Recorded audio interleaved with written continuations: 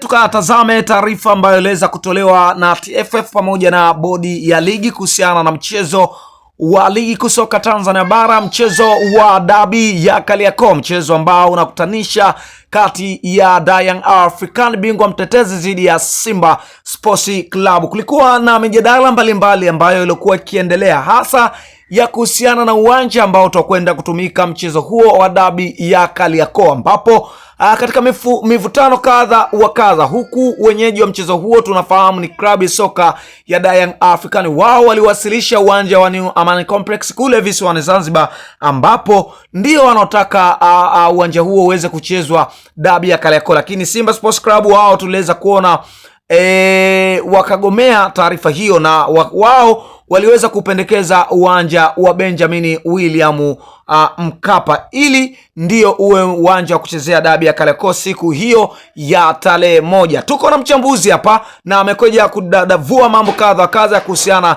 na swala hilo, hasa mara baada ya TFF kufafanua zaidi na kuhitaji dabi hiyo kuiamisha na kuirudisha katika uwanja wa Benjamin William Mkapa. Twende tukamsikilize mchambuzi wa soka.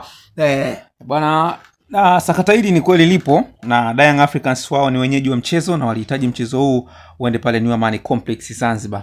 Lakini ukiangalia kwa misimamo ya TFF, nadhani wameangalia upande wa faida, kwa sababu zinapokuwa zinacheza timu hizi mbili kubwa, Young Africans pamoja na Simba Sports Club, huwa zinakuwa zina mashabiki wengi na wanaojaza uwanja wa Taifa, kwa hiyo mapato yanakuwa yanapatikana kwa wingi. Endapo ukihamisha huu mchezo kupeleka Zanzibar, na maana kule sasa mapato hayatakuwa kama ilivyokuwa kwenye uwanja wa Benjamin William Mkapa. Tunarudi kwa faida ya vilabu vyote viwili, kwa sababu ndio kitu ambacho kimetazamwa hapa.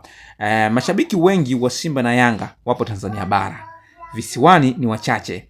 Na ukiangalia na NBC Premier League Tanzania bara, inajieleza na imejitosheleza kabisa, ikijieleza kwamba ni NBC Premier League Tanzania bara, na kule kuna ligi yao kule Zanzibar.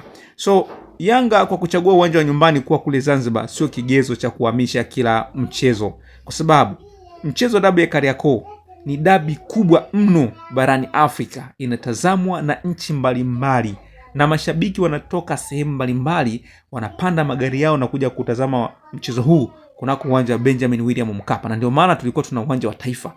Maana ya uwanja wa Taifa, ina maana uwanja huu utakuwa unatumika kwa shughuli maalum ambazo ni kubwa. Ukitazama hata hizi mchezo, hii ligi kuu, timu ndogo ndogo huwa tunakuwa tuna viwanja labda KMC wapi tunachagua, lakini ikitokea shughuli kubwa ya kitaifa ambayo inashirikisha hata vilabu vya kimataifa kuja hapa Tanzania, lazima ipigwe Benjamin William Mkapa kwenye uwanja wa Taifa, kulingana na uhadhi iliyokuwa nao, ukubwa pamoja na ukubwa wa shughuli ambayo itakuwa inatumika katika uwanja huo. So Simba Sports Club wako sahihi kwamba game ipigwe Benjamin William Mkapa kwa sababu ya manufaa ya vilabu vyote viwili, Simba na Young Africans. Tuende tukatazame faida za uwanja wa Benjamin William Mkapa endapo mechi hiyo